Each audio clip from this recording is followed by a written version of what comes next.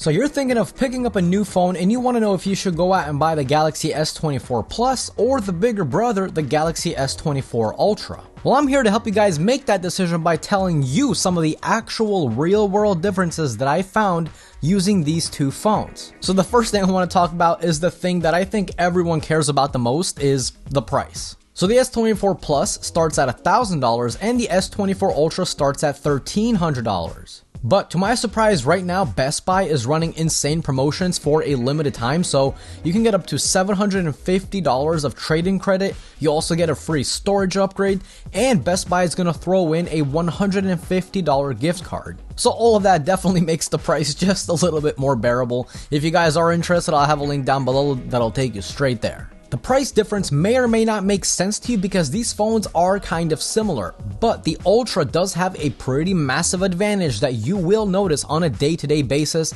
And no, by the way, I'm not talking about the S Pen. I'll talk about it here in a few minutes, but it's pretty intense. So how's the form factor of these phones? How do these phones feel in hand? Because obviously, as you guys can tell, they have a pretty different design language, and one of them is clearly more comfortable than the other one.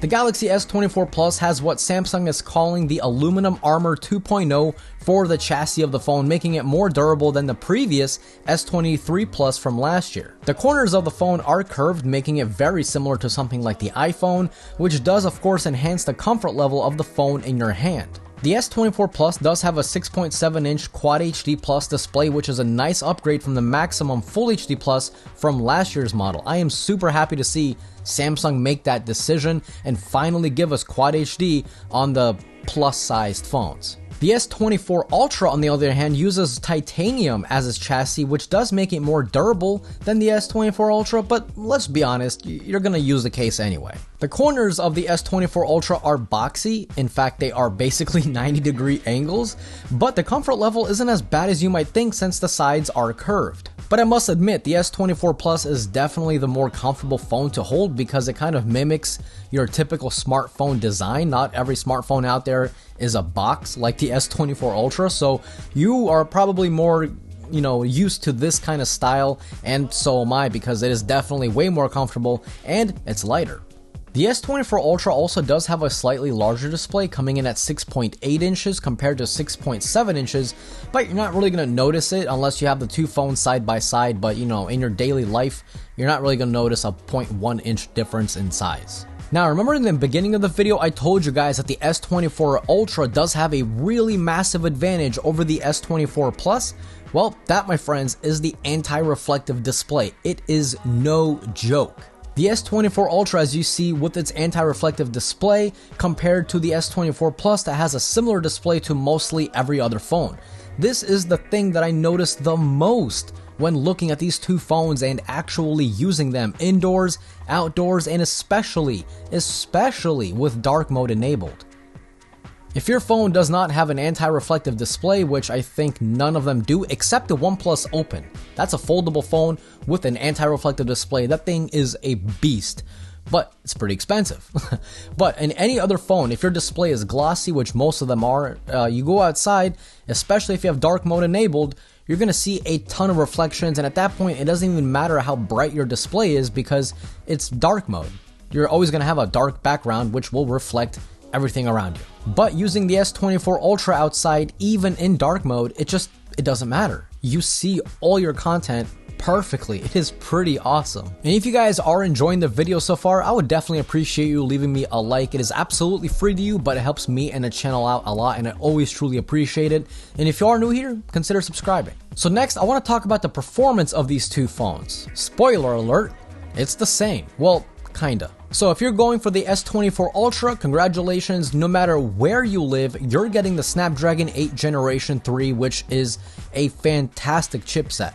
However, if you're going for the S24 or the S24 Plus, like in this case, depending where you live, you might get the Snapdragon 8 Gen 3, or you're going to get the Exynos 2400. Now, obviously, you know, in North America, you're getting Snapdragon no matter which phone you go for. That's just how it's always been. So I can only speak on behalf of the Snapdragon 8 Gen 3, as I did not try the Exynos 2400. But the 8 Gen 3 on both of these phones has, you know, it's been amazing. No overheating at all, even when I'm uploading tons and tons of gigabytes of videos and photos over to Google Photos using cellular data. There's just no issue at all. Just as a comparison, which does not have anything to do with this video, but I have the Pixel 8 Pro as well, and when I'm using cellular data uploading to Google Photos, the phone overheats, you know, it's just not reliable. So of course, I love the Snapdragon 8 Gen 3. The S24 Ultra and the S24 Plus also have 12 gigabytes of RAM throughout any storage option you go for, but the S24 Ultra does top out at 1 terabyte compared to 512 gigabytes on the S24 Plus, and all of them have the base storage at 256, so no more 128. So all that being said, if you live in a region where you get the Exynos 2400 and you don't really trust Exynos from the prior issues that they've had throughout the years, well, the only option is to go for the S24 Ultra because you're getting Snapdragon. Honestly, from my time of using both the phones, the only reasons you should get the S24 Ultra is, of course, if you want that anti-reflective display, if you want that better camera, and of course, obviously, the S Pen. The main camera on the S24 Ultra is 200 megapixels and the one on the S24 Plus is 50 megapixels. Now look, in the real world, the differences aren't going to be that dramatic since both phones end up bending the photos down to 12 megapixels, so you get the best amount of processing. Now of course, each phone has their highest resolution mode, and that's where the differences become more apparent. But look, you know, when you take a photo now, you know, what do you do with it? Most of the time, you just upload it to Facebook, you upload it to Instagram, you upload it to Twitter, Pinterest. I don't know, do people still use Pinterest? Don't know, I never used it. But you upload it to social media, and then that social media app is still gonna degrade the quality of the photo anyway. And let's be honest, when's the last time you scrolled through your, you know, your Facebook, you see a photo, then you zoom in 900 times to look at the quality? No one does that. They just scroll, they see a photo, press like, then just keep scrolling. No one's there examining your photos. So yeah, of course, the S24 Ultra is clearly the sharper phone if you want, or not the sharper phone, but it's the phone that takes the sharper photos, but that just kind of depends on, you know, how picky do you want to be. Since the S24 Ultra has a 50 megapixel 5x lens compared to 10 megapixel 3x lens, well, you'll obviously be able to zoom in more using the Ultra without losing any detail or very minimal detail. If you're a fan of recording videos, then you also must know that the S24 Ultra is the only phone in Samsung's lineup that can record in 4K at 120 frames per second, which means for the first time ever, you can actually play back your video at the same exact refresh rate that the screen goes to. But not only that, if you love to edit your videos, that means you can take that 4K 120 video, put it into your 30 frames per second timeline, or 24, whichever one you love, no hate, then you can actually technically get 4K slow motion. That is pretty nifty. Now, of course, that is kind of niche. Not everyone edits their videos, but what isn't niche is that not many people know this, by the way. The S24 Ultra is the only phone in Samsung's newest lineup that can record 4K 60 across all the lenses. So once you start recording in 4K 60 frames per second, as you guys could tell, you can switch between all the preset lenses and they actually do switch. But meanwhile, on the S24 Plus, once you enter 4K 60 and you press record, you can only digitally zoom in. You can't actually switch to the ultra wide or switch to the telephoto. You actually have to stop recording, switch to the different camera, and then record again. So if you ever go on vacation or a road trip, or maybe you're at your kid's soccer game and you want to record and you want to actually then zoom in and actually use the dedicated zoom lenses so you keep the most quality, the S24 Ultra is the phone to get. Now, battery life is another difference. It's pretty minor, but it's still there. So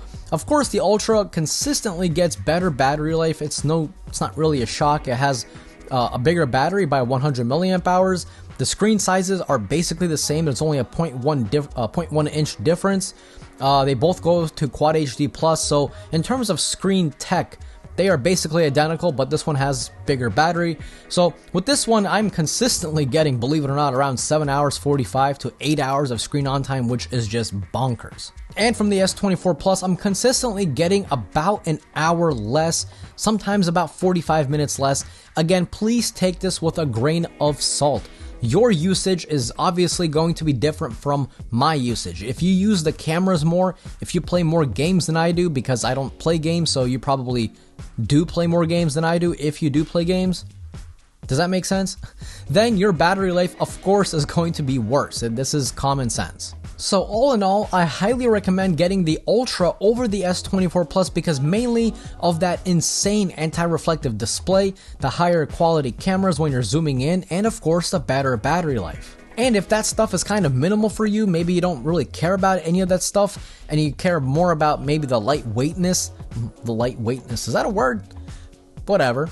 If you care about that and you care about the comfort level, then you just cannot go wrong with the S24 Plus. This thing is just, it's a beast. I mean, let's just be honest. It is what it is. So if you have any questions, definitely feel free to drop them down below. I'm kind of curious to see what you guys think about these two phones. And also, if you did buy either the S24, the S24 Plus, or the S24 Ultra, let me know how they are treating you. I'm really curious to know. And if you guys did enjoy today's video, definitely click that like. It's free for you. And if you are new here, consider subscribing. This was Mark from Mark's Tech. Adios.